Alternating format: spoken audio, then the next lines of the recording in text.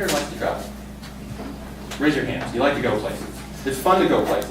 You get to go places, you actually become kind of a different person. You're kind of like in this little adventurous zone. You kind of become a little bit more, what am I trying to say here? Well, it's just adventurous. It's kind of the best way to say it. I've traveled a little bit, mainly in the United States.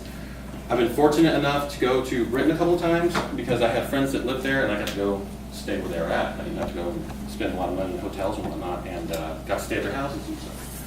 And that was actually, it was a good learning experience because what I was able to do is actually see some of the more subtle differences in cultures in a more ground level approach.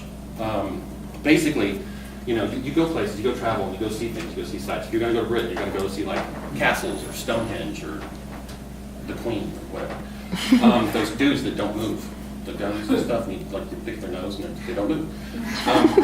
But the cool stuff that you can kind of go see is things like, well, a couple of things that I got to go do, and this is kind of strange. I think I got to go to the grocery store. I got to go see a soccer game, or I call it football there.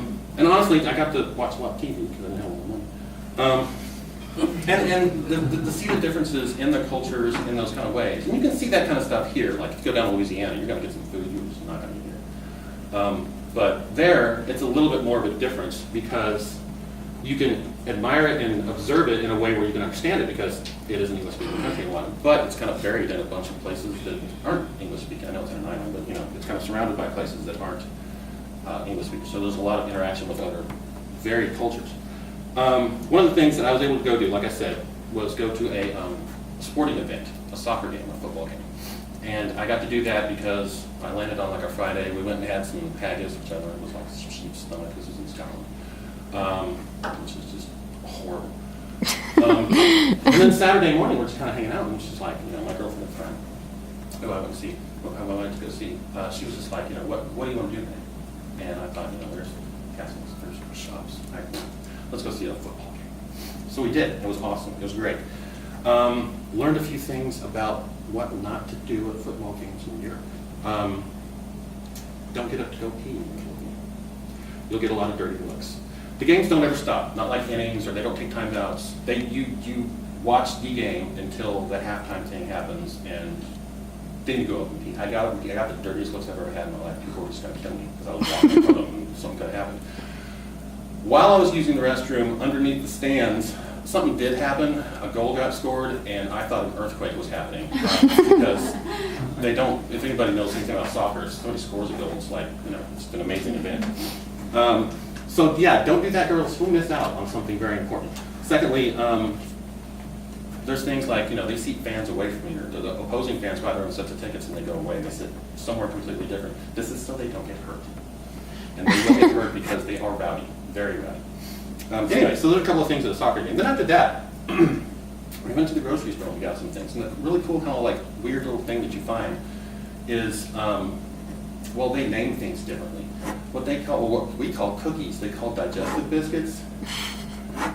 It makes you not want to eat them. I'm like, seriously, it's like I'm not constipated. But it's just really weird. And then other things that I noticed is that where we would have like a lot of Mexican dinners or things like that in the local freezer section, they would have a lot of Indian food. And of course, the reason for that is because their cultural ties to India versus our cultural ties to Mexico. So you learn a lot of weird little things about where you're at, just from these subtle little things that happen when you're kind of doing everyday life. And yeah, I went to castles and stuff like that. We decided not to go to Stonehenge that one time because we could only go 40 feet away from it, and we had to pay like £5 and took like 8 hours just to get there. And I was like, I'll get the postcard, thank you, and just pretend I was there. But anyway, other than that, just yeah, if you do go out to another place, another country, and especially if you can immerse yourself into that little, the small little parts of those cultures and whatnot, those little, you find some things, you learn some things that you don't really know, or you see how that culture connects with others, and you see kind of history in there, a living history, and it's really entertaining and interesting. And so you'll see that through there. You also see that through television and things like that. And it's all in all, it's kind of almost an even more rewarding experience. You can really get to, like I said, the ground level of those cultures and whatnot. So anyway, that's what I think.